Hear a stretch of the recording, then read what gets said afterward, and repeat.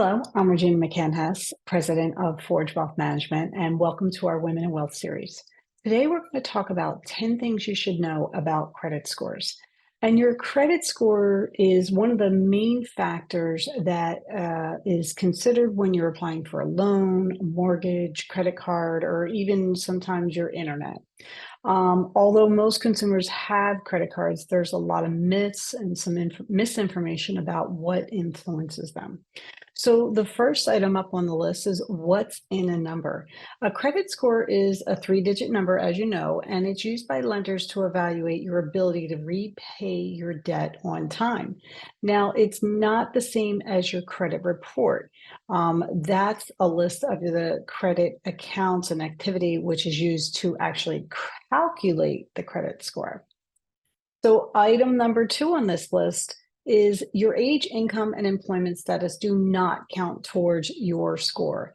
Lenders may consider personal information like your salary and employment history when evaluating your loan application, but these are not factored into your actual credit score. All right, the third important thing to know that higher is better. You may have multiple credit scores because there are actually several different companies that provide them. But generally, the higher your score, the less risky a lender will consider you. Scores from FICA, one of the most well-known providers, tend to be the most common and will range anywhere from 300 to more than 800 in a score. All right. The fourth thing you need to know is that always pay on time.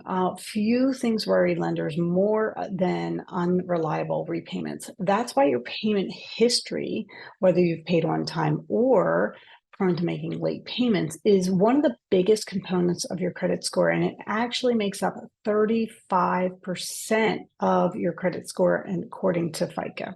The fifth thing to know about your credit score is that you want to leave yourself some wiggle room.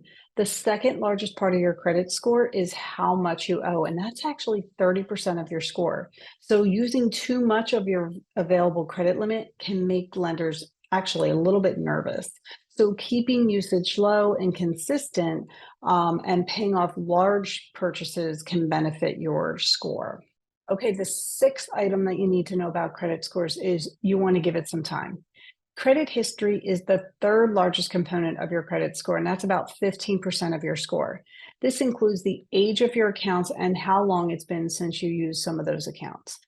However, you can still have a high score even if you're relatively new to using credit, assuming you use credit regularly and make your payments on time. Always try to make them on time. So the seventh thing you want to know about credit scores is that there's such a thing as too new. Opening too many new accounts in a short period of time can actually raise a red flag on your score. And shopping around for the best rate on a single loan generally does not cause concern. In such a case, all the activity in a short time is ultimately considered one event once you take out the loan. But taking multiple loans, as in multiple credit cards, that's your red flag. And this is actually 10% of your score. So you want to keep that fine-tuned as well. Okay, the eighth item is that variety is the spice of life. For the final 10% of your score, lenders like to see that you can responsibly manage a mix of different types of credit types, such as revolving, which would be credit cards, retail accounts, installment loans, like mortgages and car payments and things like that. You don't need one of each, but having accounts in several categories can actually help boost your score. And ninth on our list, checking your own score does not lower it. This is a common myth, simply is not true though. You can request your own credit score. And I suggest once a year going to annualcreditreport.com. It is a free report once a year. And I think it's a great idea to do that. This website pulls reports from Equifax, Experian, and TransUnion. Don't forget there's also a fourth credit rating agency called Innovis. So go to innovis.com and check them out as well. But lo and behold, the most important thing here is checking your credit score does not lower your actual credit report. So please pay attention. Definitely good to check your credit score and just keep track of everything for it. There are a lot of banks and apps and even credit card companies that offer free credit score checks as a perk for their customers too. All right, number 10. If you need this, don't be afraid to ask for it. Having too much debt can lower your credit score, which can prevent you from getting the best interest rates and ultimately cost you more money in the long term. So, a financial professional may be able to help you build a strategy to pay off your debt and improve your credit score over time. So we're talking about credit scores, and a lot of times people are not really sure what their number means for them and where they fall in the pecking order of good or bad credit scores.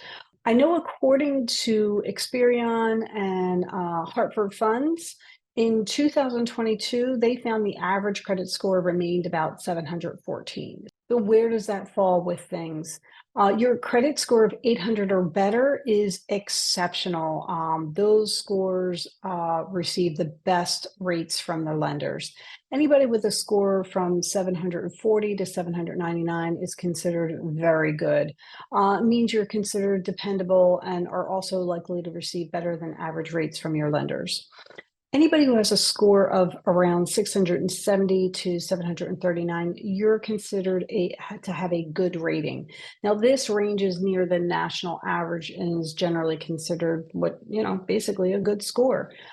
So good for you. It's something to work on, but it's really also a good spot to be. Two other areas that you definitely want to work on is if your score is between 580 and 669, that's considered fair. And you're going to maybe can be considered a subprime borrower, which means your rates are going to be higher. And of course, you also have anybody under 579 with a score under that is receiving a poor rating. Ratings below this number could result in needing to pay additional fees or deposits or even denied credit at all. And obviously, if they do get the loans, they are most likely paying higher rates as well.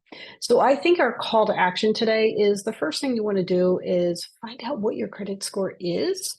And that is something you can do once a year, like I said, from annualcreditreport.com. Highly recommend that you go check that out and just maybe once a year check in and make sure it's about the same.